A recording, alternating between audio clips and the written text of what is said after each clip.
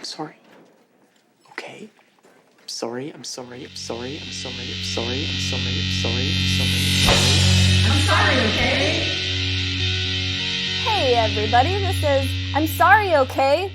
A podcast where we are watching so much Degrassi. I'm Mary, here with Paul and LD. This week we watched Season 1, Episode 4 of Degrassi Junior High, The Coverup. This episode was written by Jan Moore, directed by Kit Hood, and originally aired on February 8th, 1987.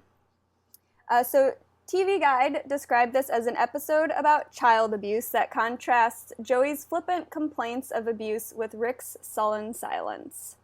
And just a quick content warning here. We will be discussing child abuse in this episode, so if that's a difficult topic for you, you may want to skip this one.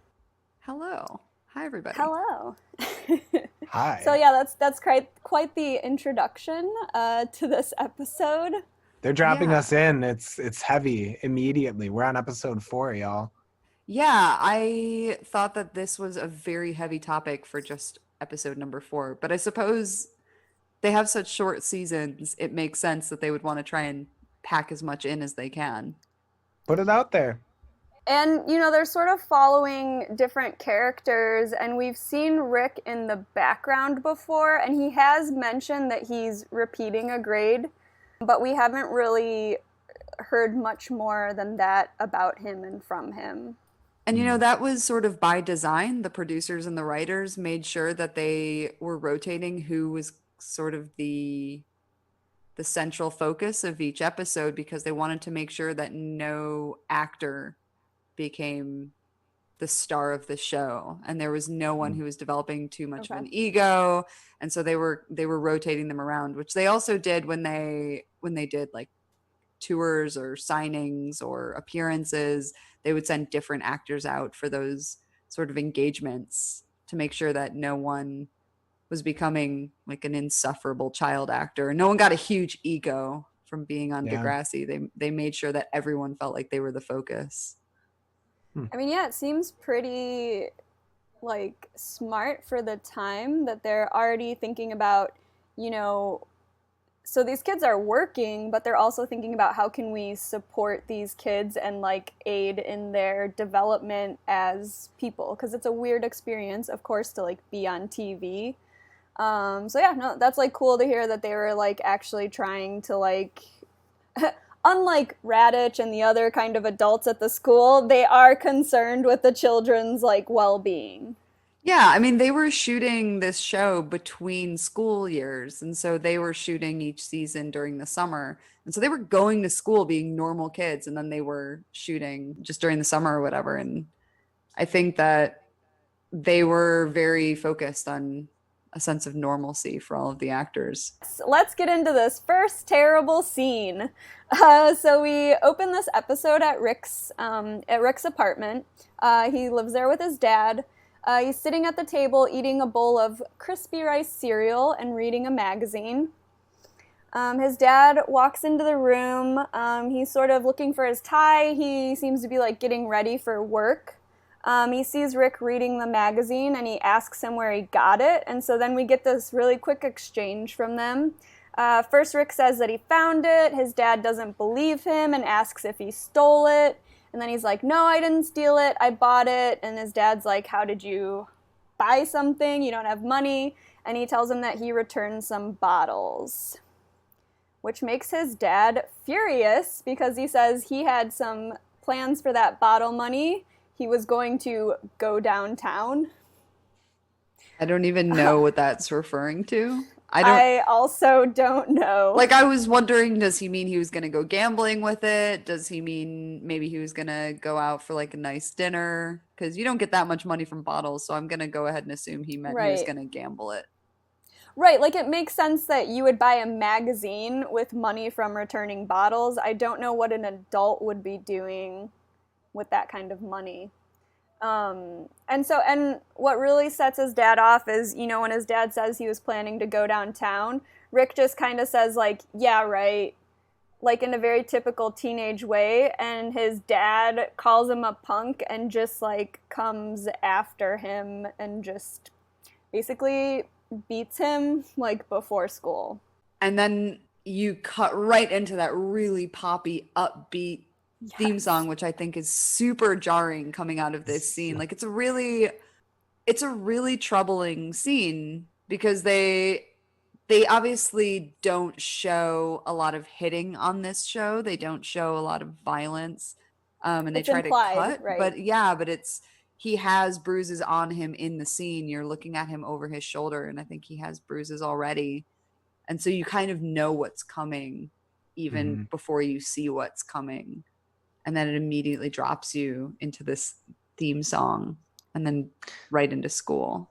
No transition whatsoever. None.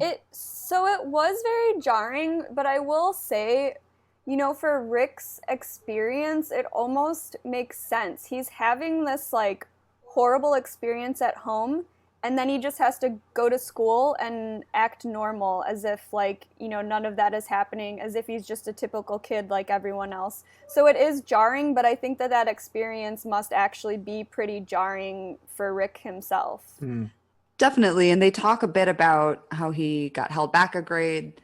And obviously, you can assume based on what you're seeing of his home life that must contribute to why he's repeating a grade.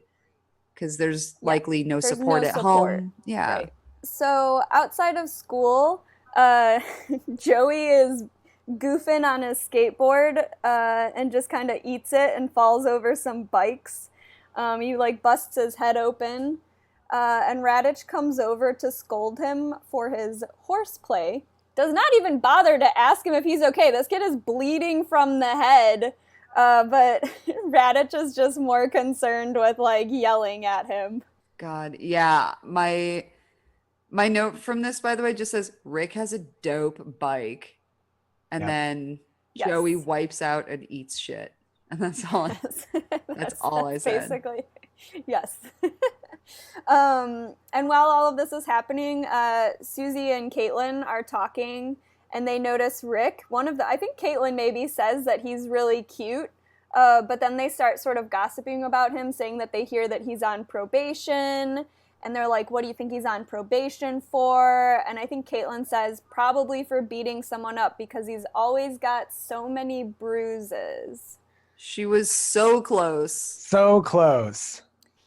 It's probably a kid wouldn't assume that like another kid is being abused, but it is interesting that this is really obvious to the other kids that he's covered in bruises, but none of the adults have seemed to like notice or to show any concern for that situation. Yeah. I mean, in every episode we kind of ask this, but where are the adults? Yes. Well, they're just there to yell at injured children and send them to the principal. Yeah, of course. So Joey goes to the office, and there he runs into Doris, and she is concerned, so she asks him what happened, and Joey tells her that some guys were beating up a little kid and somebody had to stop them. Joey's got the lines for why he has bruises in every single scene. He's always got a fresh, excuse. A fresh excuse, yeah. And they're all good. No one follows up on them. No, well, and he also tailors them to whoever he's talking to. So with Doris, he wants to impress her, so he makes himself kind of sound like the hero in the situation. And he's clearly a regular at the principal's office. Doris, they just kind of have a friendly chat. So in the next scene, Caitlin and Susie are still talking about Rick and how he looks so tragic. They mention that he's been held back in grade 7 and that he's always alone and does not seem to have any friends. Yeah, so Caitlin Ryan was so close to noticing, Rick's bruises, that there might be a problem, but she decides to be a dumbass all episode instead of doing anything productive. Yeah, this whole kind of he never smiles. Yeah. We should help him and make him smile, which it's so obnoxious. Oh, what? Honestly, that would not be my first point of action, but then also I think it really kind of says more about them than it does about Rick, because they're just assuming that he's not smiling because no one's telling him enough jokes, and it's very superficial. Yeah. And they're not like, maybe we should try to be his friend or get to know him, or they just want to try to make him smile. And I see that this was supposed to be the sort of light-hearted B plot of this episode because the A plot is clearly so heavy, and they want to make sure that where they can, they're adding a bit of levity. Right. But this ain't it. Feels like a failure as far as that goes. It's like Definitely. an absolute failure. But it is interesting, again, that, already these girls are developing the emotional intelligence to see that, this male is like troubled, and no one else seems to be picking up on that. So they don't really respond to it in the right way, but they are noticing it and sort of trying to be proactive about it. Definitely. So Joey makes an entrance into Radich's class and is truly loving just all of this attention. He's got like a bandage on his face, his eye is bruised. When Steph and Vula ask what happened, he tells them some guy said that Steph was only the second best president the school has ever had, so he had to teach him a lesson. Incredible. And once again, no one then says what really happened. Because I would. If it were me, you know what I mean? Like I would be like, okay, haha, but seriously, what you really have happened? A head wound. Yeah. What happened? You are bleeding from your skull, sir. Actively. So as usual in class, as soon as Radich starts talking, the students completely ignore his ass and start having side conversations. And after this, the camera kind of pans to the board, which says, "Remember Thursday is photo day," and then lists the photo day procedures, which I personally loved. Joey's pal asks if he's dressing up for photo day, and Joey responds with the 4 J's. Joey Jeremiah in his jean jacket. Yes! Which I love. And as previously mentioned, he is an alliteration king. Yes. Mm-hmm. Gotta appreciate the master of alliteration. And also the time that Radich spent writing out the photo day procedures on the board. Feels like that could have just been an announcement. You know, when like the meeting could have been an email. Yeah, exactly. So in the next scene, Joey skateboards home and he finds his mom sewing some jeans. He asks her why she's home, and she tells him that she had a job cancellation, to which he replies, "It's a dirty job, but someone's gotta do it." Wow. Yeah. And we'll see very shortly at the end of the scene, his dad makes the exact same joke, so we learn a little bit about Joey Jeremiah here, that some of his jokes are, in fact, dad jokes. I was going to say hereditary. Hereditary jokes. Passed down from Jeremiah generation to Jeremiah generation. From one Jeremiah to the next. So his mom, once he actually comes into the room, his mom asks what happened to his eye, and he tells her that he was sitting there studying when, wham, a book jumped up and hit him in the eye. So once again, he has a tailored excuse based on the person he's talking to. Not his best excuse, I would say. Yes, and once again, his mom, who really should press him on this a little bit, does not have any follow-up questions. I'll say, I bet that mom can read this child, and she would know if there was a real problem versus when he's just being a little idiot. Of course. I would just really want to know. What happened to your child's face at school? Yes. You left for school in one piece, and you came home with a bandage on your face and a black eye. What happened, dude? He also tells her that the school nurse told him not to study while he's recovering. I love that. So he heads upstairs, and then he sees that his mom has cleaned his room for him, and he is pissed off. He confronts her about it, and she says that she's been asking him to do it for months, so she just did it for him. I guess because her other cleaning job got canceled, she's like, well, I'm in the mood for cleaning, so I'm just gonna clean up this bedroom. Hell yeah. Did your parents ever clean your room? No. Absolutely not. Same. My mom would not enter my room. No. Yeah, Joey's parents, they seem pretty chill. Pretty lax. They're gonna help him out. They think they're helping him out by cleaning the room. That's what I think By was doing going it on. for him. Yep. I think his mom's like, I am so sick of looking at this. Yep. There is a smell.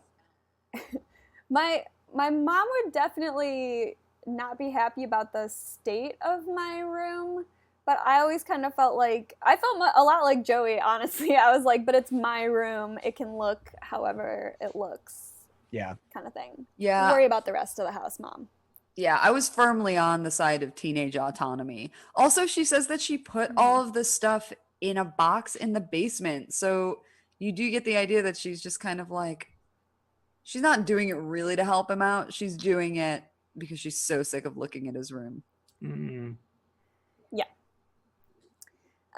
So he's still kind of arguing with his mom about this. He complains to his dad in the other room, which is when his dad makes the same "it's a dirty job, but somebody's got to do it" joke.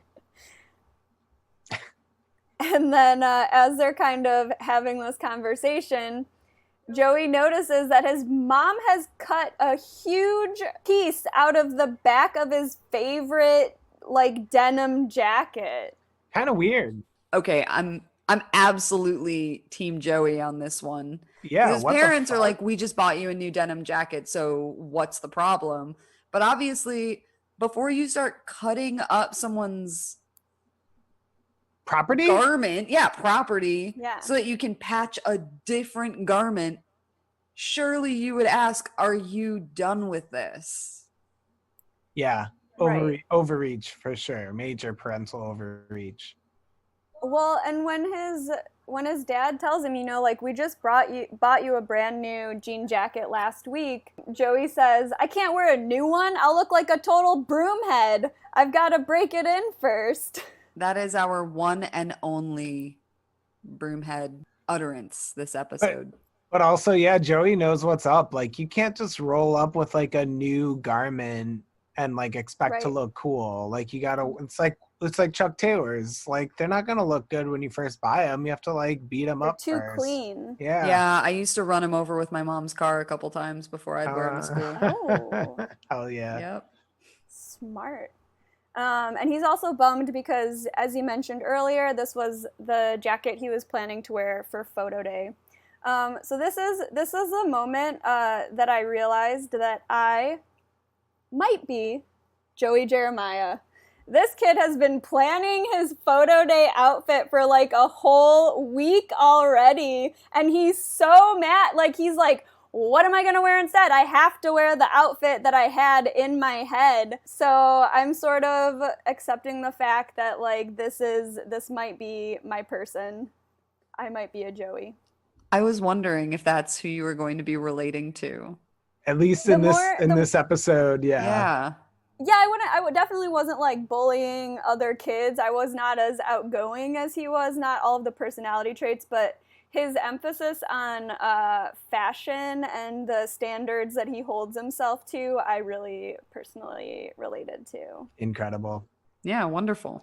I kind of like that for this scene, as far as them cutting up the jacket and him getting really upset, he calls it child abuse, which I think is I think that's stupid of him, but kind of realistic that a kid in that, I mean, his parents, yes, they shouldn't have done that to his jacket, but that's very minor.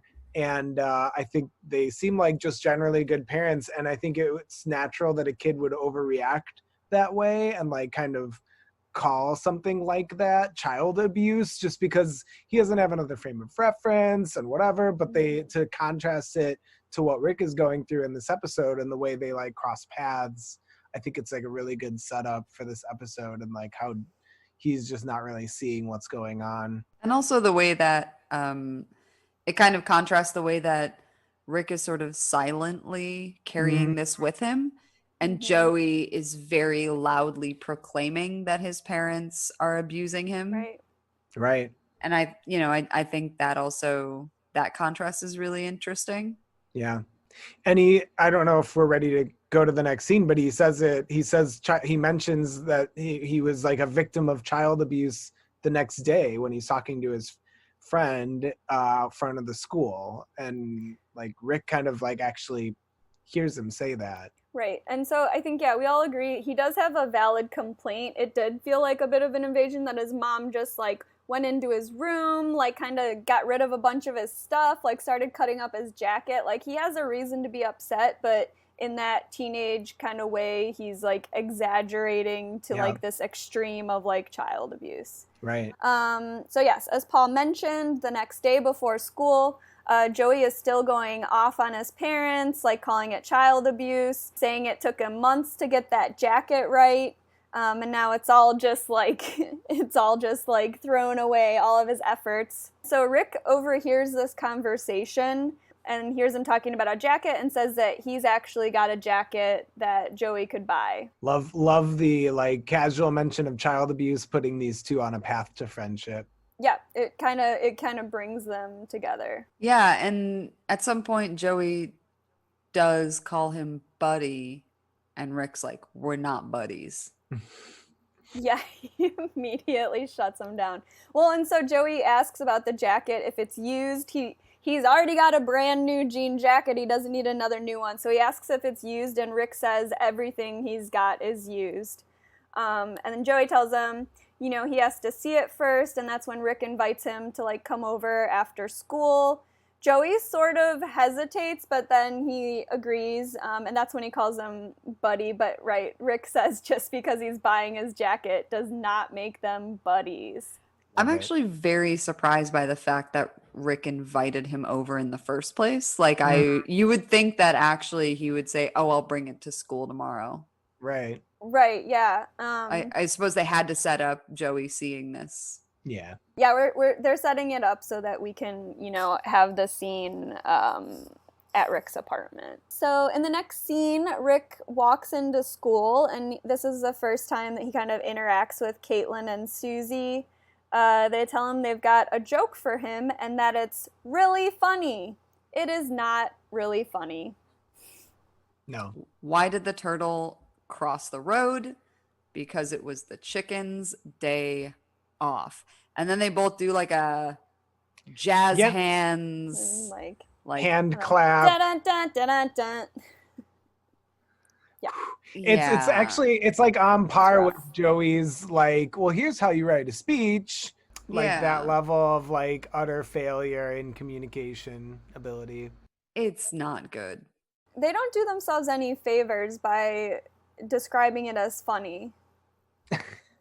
Maybe it would have gone over better if they just told the joke. It's just also very strange when two people who never ever talk to you otherwise and that you're not friends with come up to you to tell you a very bad joke. Yeah.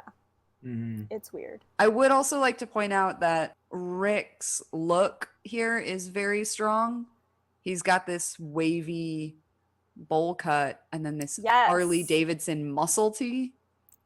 Yes. Both of which I aspire to. Yes. He is a style icon. Definitely. In this episode. And in previous episodes, I think, too. Yeah. He also, later on, he has, like, a short sleeve, like, denim jacket that has the short sleeves rolled up, which is also a very strong look. Maybe it's a shirt, but I couldn't tell if it was a shirt or a jacket. Either way, it's incredible. And that's another, actually, similarity between him and Joey. They have kind of a similar aesthetic. Yeah. Denim. Yes. They are bound together by denim. By their love of denim. That's all I need as the basis of any meaningful relationship. So in the next scene, Joey meets Rick outside, and he's checking out Rick's bike. and they're kind of getting ready to head to Joey's house. Joey asks his friend if he wants to come with him, and his friend is like, basically like, that's going to be a hard pass. Yeah. Very quick to be like, no, dude, you Nope, are on your own. No thanks. And this kid is kind of lurking around throughout the episode, but we don't really get much of an introduction to him. It's fine. They're just buds. It does go along with like Joey's kind of friends with everybody, because he's usually hanging out with Wheels, but now we see he's got this other friend he's also spending a lot of time with. Yeah. So they go back to Rick's apartment, and when they walk in, it's clearly like a little bit messy, but Joey is into it, and he's like, "Hey, I like this place. Your mom must be real cool." And then Rick tells us that he actually doesn't have a mom. Joey equates a trashed house with like, oh, mom's cool. Mom lets the place just get a little messy. Yeah, you must have a chill mom. And then Rick goes to the fridge and he offers Joey a pop. And I would just like to go on a little tangent here. So as a Midwesterner who grew up with an East Coast mom, there was a big argument in my household growing up about whether it's pop or soda. Obviously it's pop. But I wanted to look up if Canada has a similar push and pull on the pop versus soda debate. So I looked up regional dialects in Canada and what they call pop. And so basically, from what I can understand, in Canada, they say pop, except for in Montreal, where they say soft drink.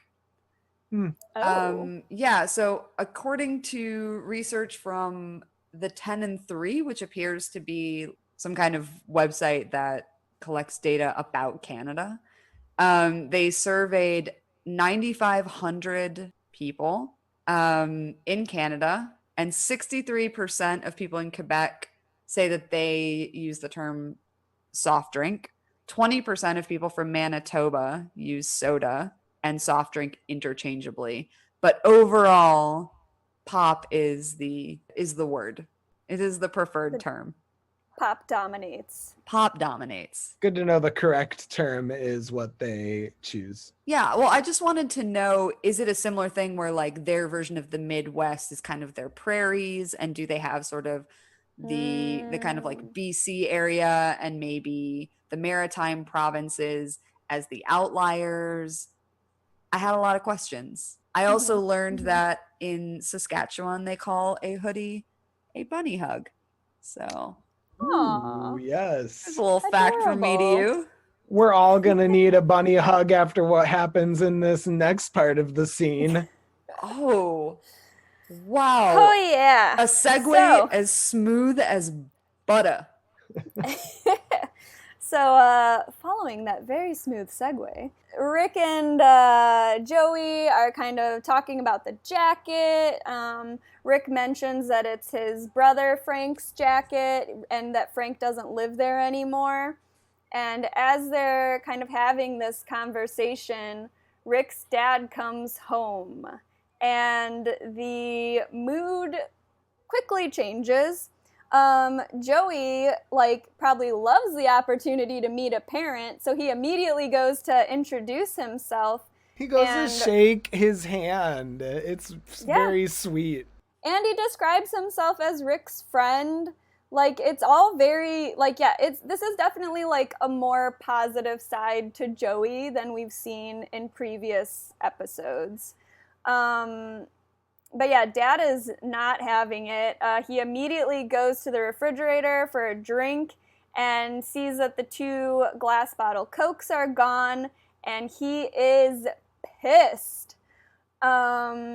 He basically says, you know, like, we can't just be, you know, like, feeding all of your friends, which it sounds like it's pretty unusual for Rick to even have a friend come over. But I guess we're not expecting his dad to be reasonable. And he basically just starts abusing Rick, like, in front of Joey. Joey's still sort of kind of asking, like, how much do you want for the jacket? Like, and Rick is just kind of like, you need to go. He's trying to protect Joey. Like, I don't know if he thinks his dad might I don't know if he's just embarrassed about what's about to happen or if he's also concerned for Joey's safety, but he kind of pushes him out of the apartment, and as Joey's leaving, we just kind of hear that Rick's dad is starting to like abuse him again, basically. It's really sad that like Rick tries to like use these cokes as like he started off by saying we're not buddies, but now they're like hanging out, and he's like, let's have a drink, let's hang out. Like that is classic, like let's have a drink together to relax, whatever. And that is the catalyst to this situation happening. Yeah, and I think that it's a combination of Rick wants to shield Joey from his dad, and I think he also wants to kind of shield himself from someone seeing that vulnerability and knowing what's happening in his house, because once somebody has seen it, they're sort of duty bound to tell someone, or he can probably assume that of all people, Joey Jeremiah will tell someone. He's not going to keep a secret. Yeah, and not in the way, I don't know if he's concerned that maybe Joey's going to turn it into gossip, or maybe he is just concerned that maybe someone's going to come snooping around in his house, and maybe his dad will be upset that this information has been disclosed. But his dad's not doing a good job of keeping this a secret. His dad has just abused him in front of another child. And so it really feels like only a matter of time before someone's going to find out. Right. I think Rick is really reasonably upset by this. And, he's saying, I wish I could get out of this place. And it's a really sad moment. And I think it's really, as far as the episodes that we've seen so far, this is really our saddest moment and kind of the lowest that someone at Degrassi has been so far. Because it's actually it's very real. It's not like a contrived situation based on like the show's characters. And actually, yeah, you were saying he like this. You were talking about when he was laying in bed, kind of crying, saying he wishes he could get out of here or whatever. He runs to his room and is kind of crying in bed. Yeah, he says he wishes he could get out of here. So his dad sort of like mumbles from the other room, like "I'm sorry, Rick" or something. Ricky, I'm sorry. He specifically calls him Ricky. Like he's specifically calling him by like a nickname. But you're right, he doesn't even go into the room to talk to him or anything. It's really weird. Like I couldn't tell if that was like they chose to add that, they like chose to edit that into the scene like later in production, or if that was like originally intended, like and like happened in the moment of that scene. It just felt like kind of out of place. Like this dad does not seem like remorseful, and so it like I that small detail just raised a lot of questions for me that went unresolved, I think, or at least in this episode they're unresolved. I noted that also because I think that a lot of times when we see parental abuse on television, we're shown the apology and sort of the manipulation that comes after that, where the parent tries to buy their child's love, or at the very least, they guilt them into thinking that it's their fault and they victim blame them. And in this instance, we're not seeing almost any follow-up. It's just his dad very offhandedly from another room just being like, I'm sorry. So weird. And that's it. Yeah. I thought that was an interesting choice. And I think Degrassi, over its literally hundreds of episodes, will depict different situations that show abuse and show them in very different ways. But this is the first one we're seeing, and it's not, I don't know if it hits the mark for me in terms of the parental remorse, because usually you see something. Although I guess the other thing is not every parent is sorry. Yeah, that's partially, his dad just thinks like, right. this is fine. This is just what you do. That's kind of what I mean. It's just sort of like, was that a fake apology? Like, I don't know. I think that manipulation does seem like a pretty big part of that dynamic between like an abuser and the person being abused. But I think they're just sort of presenting the most extreme part, and so we get a little bit of that dynamic, but yeah, they don't really explore that at all. Yeah, it definitely feels like he's only apologizing to either get him to stop crying or get him to come out of his room. Mm-hmm. Right. And I think the other thing, between Rick and Joey is we've seen earlier in the episode that Rick kind of has this like tough guy persona at school. So, the girls, like, there's a rumor that maybe he's on probation. And, Joey seems a little bit intimidated to go over to his house. And yeah, he tells Joey, like, we're not friends. So he wants other people to see him as tough. And now we kind of see maybe that's because he is so vulnerable at home to someone else's abuse. And he's probably embarrassed, that Joey sees this. Because Joey leaves with the jacket but hasn't paid yet. And so, Rick definitely like follows up with him on this, like in a kind of a bit of it like an aggressive way. So in the next scene, it's photo day. So all the kids are kind of like in line getting ready to get their photos taken. Melanie is like freaking out about a zit. And so she pulls her bangs down over her face and just takes the most like goofy ass like school photo. I wonder if they offer retakes, because they did offer retakes at my school. Yeah. She's gonna want one. But I feel like this is also kind of trying to show how trivial the other kids' concerns are compared to Rick is now showing up with a huge bruise on his face for photo day. Yeah. Oh yeah.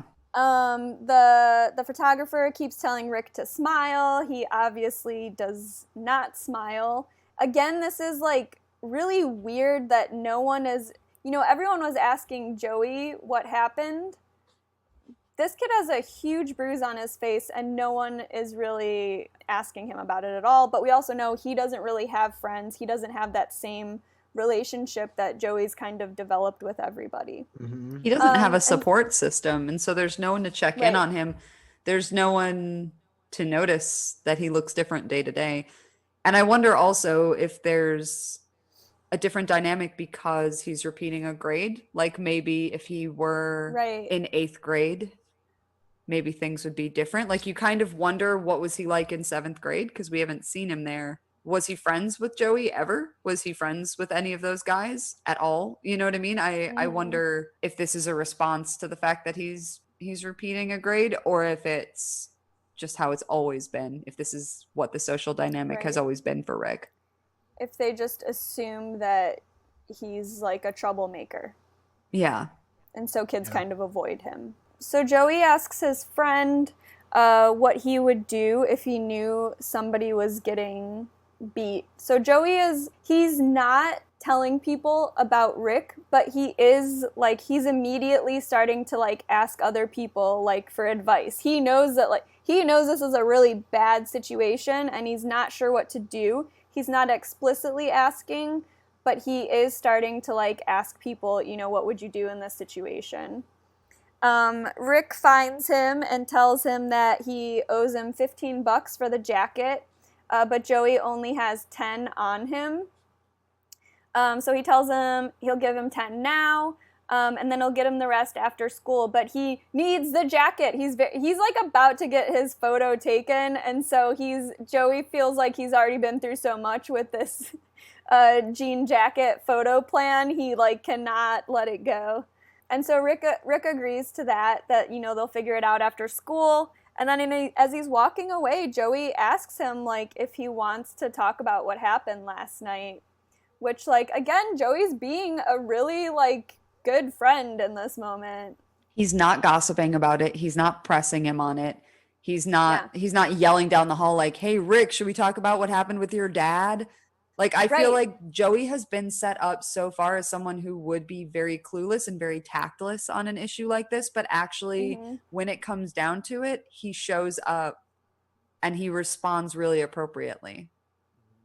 Right. He's protecting Rick's privacy, but he's also trying to be like, I'm here for you. Yeah. Rick does not respond to this well, though. Obviously, he tells him to shut up in like the creepiest like voice.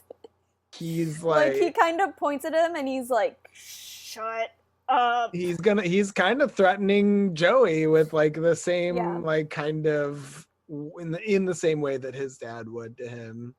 Absolutely. He's Yes. only learned that the way to deal with difficult situations is through violence. So obviously, Right. that's how he's going to deal with someone that he thinks is meddling in his business, somebody that he thinks is maybe judging him.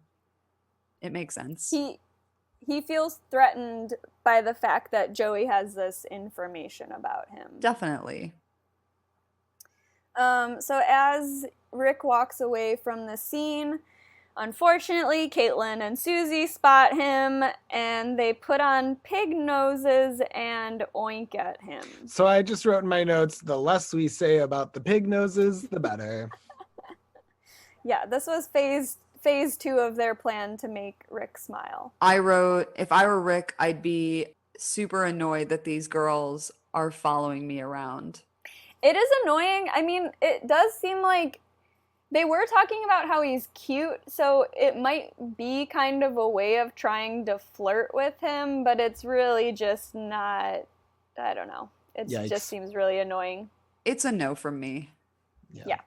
So next we're in Radich's class, and Joey's friend has seen this interaction between Rick and Joey earlier, so he probably saw Rick's bruised face. And he asks if he was talking about Rick getting beat up by his dad.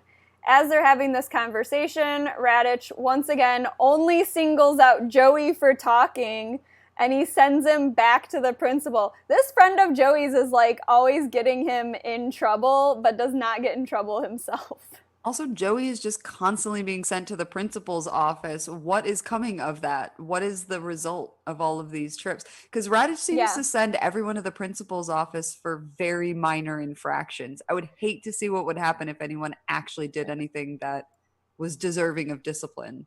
Also, Radich threatened to engrave the rules into Joey's forehead, so that seems like maybe that's what would happen. That's some serial killer shit. Yeah, and another casual reference to abuse. Yep. Yeah, definitely. So in the next scene, Joey's leaving the principal's office, and so far we haven't actually met the principal. He's just been like a voice behind the door. It's like the teachers in Peanuts. Yeah. Exactly. And so Doris, doing her Doris thing, she's checking in on Joey. She asks him how his eye is.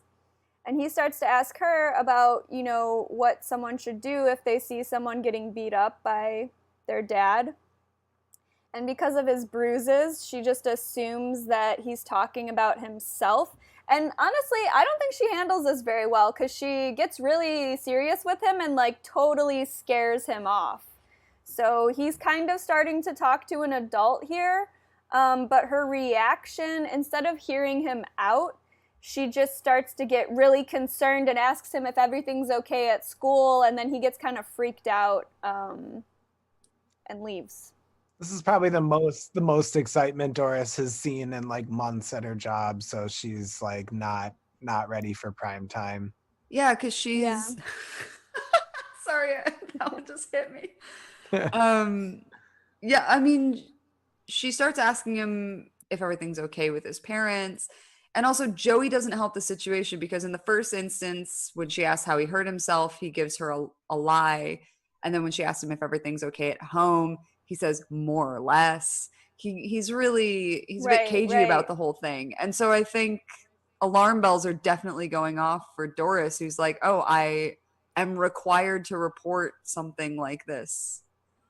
Joey's still salty about the jacket situation, which he described as child abuse. So luckily he wasn't like, well, I'm being abused by my parents. But it's not the same. Yeah, exactly. So he's kind of in one mental state about his own situation, but now he's seeing real shit too. So he doesn't know how to react. I mean, if I were Doris, I wouldn't exactly be sold on the fact that it's not Joey. Joey's about as convincing about asking for a friend as someone is about I've got a girlfriend, but she goes to another school. You wouldn't know her. Right. You know what I mean? He's which is to say he's not convincing at all. Yeah. But also, she doesn't meet him halfway here, which would have been kind of oh, what's going on with your friend? What do you know? Right. Tell me more about this friend. Yeah, exactly. Instead of getting more information, she's a little too pushy. But also she has this relationship with Joey where I think she's genuinely concerned about him, and at least she's an adult who's showing concern. And after he leaves, you know, she picks up the phone and we sort of find out that she's called Children's Aid. So she has immediately kind of addressed the situation as far as she can tell from what the limited information that she has from him. You also have to assume, based on in the next scene, Joey's parents say they have 4 kids. You have to assume that they've all gone to Degrassi Junior High, and Doris Right. seems like she's kind of a mainstay of Right. of the staff there. And I would assume that Doris has seen all of the Jeremiahs come through Degrassi Junior High and has possibly had a relationship with all of them. And so she's probably even more concerned thinking about Right. what's going on with these kids that she's grown to have a relationship with and really care about. Right. And, you know, Frank may have also gone to school there, but we don't really hear much about him. And I'm assuming that he would have been similar to Rick in that he probably wasn't super friendly with, like, his teachers or the staff there. And they would maybe even have a negative, you know, as we just know that his brother wears sick jean jackets and rides motorcycles. So he may have had a similar reputation to the reputation that Rick has now at the school. Yeah, definitely. I feel like we're making a lot of assumptions about siblings, but I think it kind of tracks. Right. So after school, Rick and Joey meet up, and they head to Joey's house, Rick on his bike and Joey on his skateboard. As they're riding over, Rick's chain falls off of his bike, and Joey says, you know, that's fine, you can, like, fix it at my house. They notice a motorcycle outside, and Rick comments that, like, it's, like, a pretty good bike, but it's not as cool as Frank's bike. Hell yeah. I doubt that any bike is as cool as Frank's bike to Rick. Well, and we can tell that Rick really idolizes his brother. And they kind of remind me. So Paul and I have been rewatching The Walking Dead, which does have a lot of similarities to Degrassi, but there's a relationship between these two brothers, Merle and Daryl, and they grow up with, like, a really rough childhood. They both, like, ride motorcycles, and at some point we find out that they were both abused by their father, and it kind of comes up as a conversation between them because, you know, Daryl is like, you don't know what he did to me, like, you left. And Merle is, like, the older brother, and he's like, I had to leave because if I stayed, I would have killed him. Whoa. So it's this very similar dynamic where the older that Merle got and the more that he was able to sort of fight back against his dad, he was like, I can't be in this situation because, you know, when you're a kid, you can't really fight back against someone who is bigger than you and has all of the power, like, in the relationship. It's like a totally uneven dynamic. And I think that also, you know, in a family where there is abuse, like, we can see how an older sibling might sort of protect a younger sibling, but also kind of has to protect themselves. And so I just thought that was an interesting dynamic of, like, you know, one brother leaves and knowing that they're leaving their younger sibling potentially in a dangerous situation, but it's hard enough to get out of an abusive situation that it's also sort of understandable that, you know, Frank would have to go establish his own life before he could even consider trying to help his younger brother. Like, Frank leaving is clearly contentious because in the beginning of the episode, Rick's dad is like, where did you get that magazine? Did Frank give it to you? Was Frank in this house? And so obviously there's been some kind of conflict that we haven't seen between Frank and their dad. And that relationship is very clearly strained. But Rick still idolizes him and really looks up to him and really regards him. Yeah. So inside the house, Joey's parents are speaking with a Mr. Marino from Children's Aid. They're having cookies and tea. And Joey's dad is explaining that he's never been accused of child abuse before, but jokes that there's been times when he really felt like it. Not the Like- joke you want to make to the children's aid guy, but this children's aid guy is supposed to be, I think he's supposed to be kind of cool. He's giving me real like Chandler Bing in flashback episodes of Friends vibes. I don't know if anyone Kind of else that like felt that with flock that of hair. seagulls hair. Yes. Yeah. And like a skinny tie, but he rode over on a motorcycle. He definitely is supposed to look like kind of a cool guy. And I think the implication is that he maybe also grew up going through children's aid or some kind of like, there was some kind of state intervention in his childhood, and now he's trying to help other kids. But so he's like cool. They really make it seem like kids who have troubled home lives are just like all cool. They end up being like And they all cool love alternative motorcycles. folks. Motorcycles. Well, and earlier when they're talking about the motorcycle, when Joey comes over, Rick is saying something about Rick is saying how when he's ridden on his brother's motorcycle before, and like you just feel like so free, and so it's really presented, I think, as kind of an escape. Definitely. This like freedom that he doesn't have. And on The Walking Dead, Daryl constantly rides a motorcycle. Yes, it's like essential to his character. It's a metaphor for freedom. Motorcycles are badass. It's true. Yeah, so this meeting seems very casual when we roll up on it. Just like Joey's parents do not seem concerned Right. at all that they're being accused of abuse. His dad does get a little bit defensive when Mr. Moreno starts addressing Joey specifically, but he's not really like taking it seriously. No one seems concerned. no. I mean, I guess his parents are just chill because they're just like, we know that we don't beat our kid. Right. Go right. ahead. Investigate us. Investigate all you bro. want. Right. And I think There's they're also nothing just kind of there. like, I mean, maybe they are thinking, well, our kid just yelled child abuse the other day about us cutting up his jean jacket. So maybe he said something stupid at school. Maybe they're just kind of like, "Ugh, Which is Joey." kind of what happened. Yeah. But they don't realize why no one is really probing deeper into why he was asking these questions. No. So when Joey and Rick walk into the house, Mr. Moreno approaches them, and he asks Joey what happened with his head injury. And Joey finally tells the truth that he just fell on some bikes. Except that's still not entirely it. Like, he kind of crashed into the bikes, went flying, and hit the ground. And he basically split his face open on a bunch of soft, lush green grass. So even still, he's never quite giving the whole story. Well, and it is kind of one of those things, like, when you hurt yourself in a stupid way, the real story is just kind of embarrassing. So you can kind of see why he would embellish it and come up with these, alternate versions that make him look better than I was acting like a dumbass and I just fell on some bikes. Yeah, I had a friend in high school who broke both his legs sledding, and he went sledding with his friend's really younger brother, and he was really embarrassed that he had been out sledding with a 12-year-old Aw. kid and broke his legs. So he told everyone it was a snowboarding accident. Nice. Yeah, Sick. Much cooler. obviously.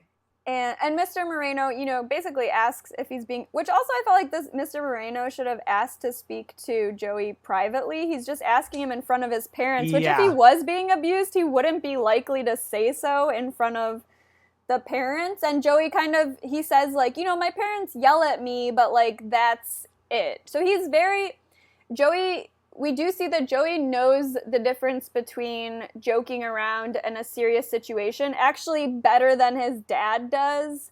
And he answers honestly because he can tell that it's kind of like a high stakes situation. So he's not embellishing anymore or trying to be funny or anything like that. So then and this is when Joey's dad gets a little bit defensive, saying I would never abuse my kids. And then Mr. Moreno kind of starts to alluding to the fact that he may have been talking to someone else. And we see that Rick's there listening. He still has this huge bruise on his face.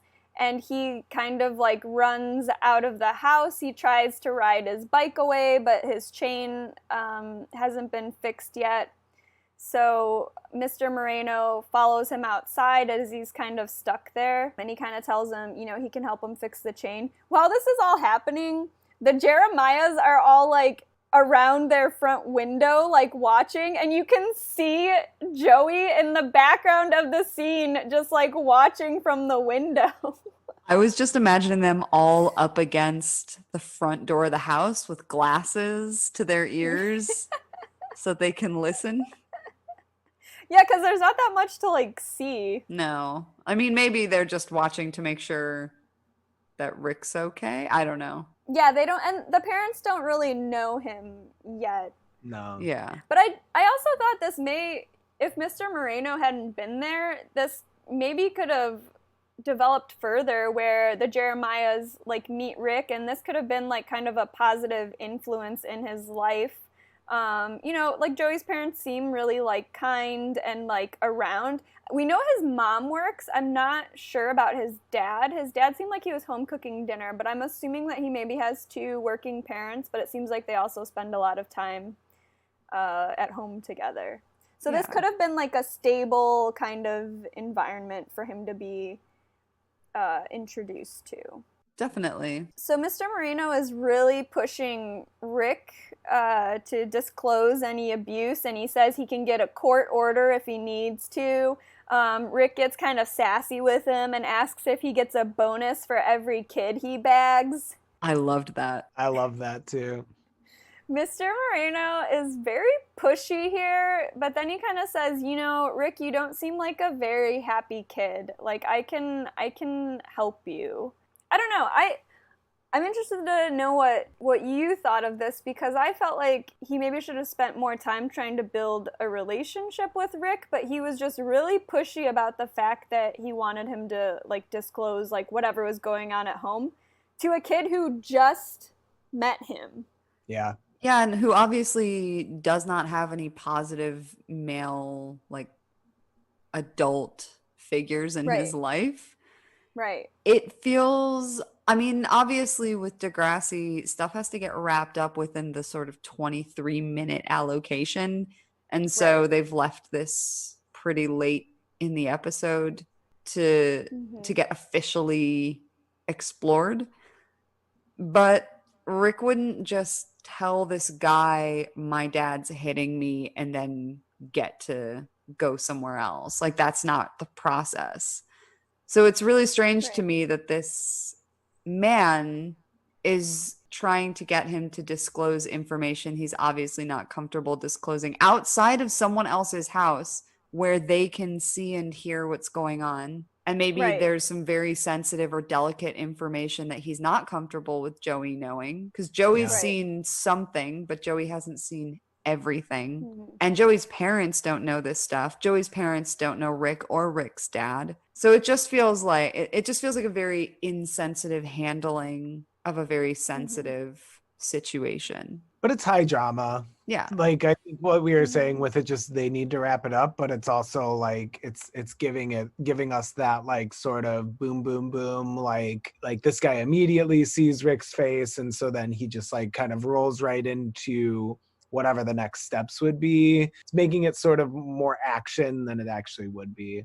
Right. And I think the other thing with a kid who's being abused is they might not recognize that as abuse. If this is a situation he's always grown up in, he doesn't know that other kids aren't experiencing the same things. So he may be in denial about it, and he may need more of a conversation about like, what your dad is doing is not right. Yeah, because he doesn't, as previously established, have a support system. He doesn't have a bunch of friends. And so he's probably not spending time at other friends' houses, seeing their parents' relationships being modeled to him as positive relationships. And no one's asking him questions like, does your dad hit you? Is your dad yelling at you? Is your dad doing X, Y, or Z? It's just kind of like, you don't look happy. And that's enough for Rick to be like, oh, okay. And it almost seems like he's getting in trouble for not sharing this information about what was happening to him, which seems like it would be the typical response from a child growing up in this situation. But we're also dealing with, in previous generations, like this, a lot of things that were abusive were maybe not seen as abusive, like on a wider scale. It would seem more like that's a private issue for a family, to deal with. It's not our business kind of thing. So, they're maybe don't have as much understanding of the dynamics of a situation like this than we would kind of hope that someone would have like today, for example. Yeah. All right. So back at school the next day, Rick is waiting for Joey, and he kind of aggressively asks for his money, the remaining $5, which Joey has for him, and he tells him, I didn't tell apparently Mr. Moreno went back and talked to Joey and his family after this interaction with Rick. And so Joey's saying, I didn't tell him anything. So he's kind of trying to be like, look, I'm trying to be your friend. I didn't tell on you. I'm trying to, protect you. He wants to preserve this relationship. He, cares. He seems to care about Rick. And so then, Rick I think Rick is, in a lot of his interactions with Joey, he's a little bit defensive, and then Joey's pretty good at disarming him in that way, because he's always super friendly to him. Yeah. So then they kind of start having more of a conversation. Since he's paid off the jacket, Rick tells him to take care of it. And Joey just keeps telling him yeah, of course, it's a great jacket. He keeps complimenting him on it. And then Rick tells him that he might be going to live with his brother Frank, and says maybe Joey can come over sometime. Joey's super down with this plan. So they're sort of we see them actually becoming friends here. And then Rick grabs Joey's beret and then kind of as a joke and throws it to him. And then he starts smiling. And Caitlin and Susie see this interaction and they're like, oh, good, he's smiling. They just go wild. They're so happy. That even though they had nothing to do with it. Yeah, it's just all they wanted. Well, and if I may, as I was saying before, they didn't even bother trying to be his friend. He's smiling because Joey just actually acted like a friend, so these girls could have just done that and, achieved the same results. But they didn't, because instead they had a stupid plan. Yep. Pig noses. Pig noses. So, and Rick is, honestly, it's a little too much smiling for me, but he smiles on into the freeze frame, and we get a freeze frame of Joey's back and Rick's kind of weird smile. But you know what? Smiling is new for him, so he's earned it. I'm sure he'll get it down. It's the smile that he would have had on picture day. It's a picture day smile. It is. Yes. It is. Maybe he can submit this freeze frame to be considered instead of his initial photo. Can't relate. Well, as I said earlier, I did, with the whole photo day storyline, I did relate to Joey in this episode, but that was purely vanity. I only related to his absolute vanity and his pre-planned outfits, which I appreciated. He's always very stylish, so I did appreciate just hearing more about that. It doesn't happen on its own. You gotta put some thought into it. Yeah, man. Yeah. Being a style icon does not happen in a vacuum. No. I think I related to Joey in this episode on the level that I have often been told information or seen something that I wondered if I should disclose to other people, and wondered if it would help someone or if it would harm someone to disclose information. And sometimes it's very benign information and sometimes it's very serious information. But just in general, I feel like maybe we've all grappled with that sort of situation that Joey was put in this episode where maybe we found something out and weren't sure how to handle it. Yeah. Yeah, I had a best friend around this time who would self-harm and who would sometimes like do drugs at school. Like one time I had to like walk him to the nurse's office because he was kind of freaking out because he had done drugs at school. So exactly what you're describing, like the situation of having information about someone and not knowing whether you should disclose it. And I wish that I maybe would have handled it more like Joey, because I would more often just kind of keep that secret for someone, thinking that that was like helping them. But obviously, like, it's not helping them. But sometimes it's hard to know whether a situation is serious or not, like, at that age. Definitely. And did anyone have a look of the week? Because I noted earlier Rick's Harley muscle tee with his wavy bowl cut, and I'm sticking with that. I think once Joey gets Frank's jacket, it's sort of a level up moment. So I'm going to give it to Joey this week. A level up. I actually, as I mentioned earlier, in the final scenes, Rick is wearing this kind of short sleeve jean jacket or shirt with the sleeves rolled up. I've never seen that before, so I'm also going to give it to Rick this week. I just appreciated that he went with a short sleeve there. And all of the jean jackets have they have like these cool like drawings on them, like instead of patches, which I thought was like really cool. Yeah. I was into it. All right, so friends, what did we learn in this episode? I feel like I learned that it can be difficult to be an advocate for someone, and it can be very easy to make a lot of missteps along the way.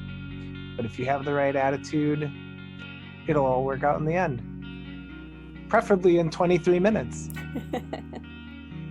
I learned that helping a friend takes commitment and empathy. So I think I learned, in general, we all learned more about Joey in this episode, and he had seemed pretty, shallow and superficial in earlier episodes, but we see this other side of him where he is really social, but he does also care about people. He also is really complimentary towards Steph when he's talking to her. He has these moments where, he's not just getting attention for himself necessarily, but he is building relationships with people, and it's not as shallow as it seems. He's kind of putting a lot of effort into that. I think also, even if you make a mistake in how you're trying to help someone, if your intentions are good, that's sort of what really matters, so maybe the way he was asking questions kind of led to this confusing situation where people thought that he was being abused, but by asking those questions he still ended up getting help for his friend who needed it, and with zero guidance. It didn't seem like anyone was there saying if you see someone being abused, here's what you should do, but he really figures it out for himself. And so I think it shows that he has a little bit more emotional intelligence than we maybe would have thought previously.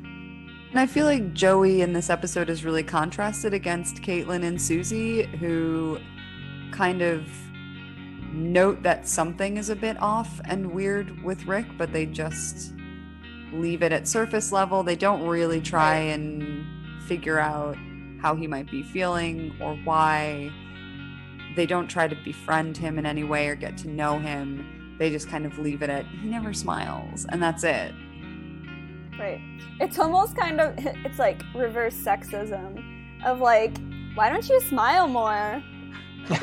I absolutely had that thought. Absolutely. I did wonder, what if this was a plot line where there's a girl who never smiles?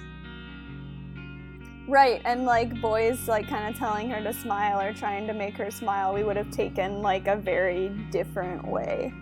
Yeah, just like a pack of dudes popping out from the stairwell being like, here's a joke. Wearing pig noses. I thought we agreed to not discuss the pig nose. I just said the less we discuss it, the Oh, better. okay, I'm sorry. All right, so you can see looks from this episode and others on our Instagram or on our Twitter at I'm Sorry Okay Pod. OK is OKAY. If you have any questions or comments, you can email us at imsorryokpod@gmail.com. Again, OK is spelled OKAY. And that's it for the Cover Up. Next week, we're watching The Great Race.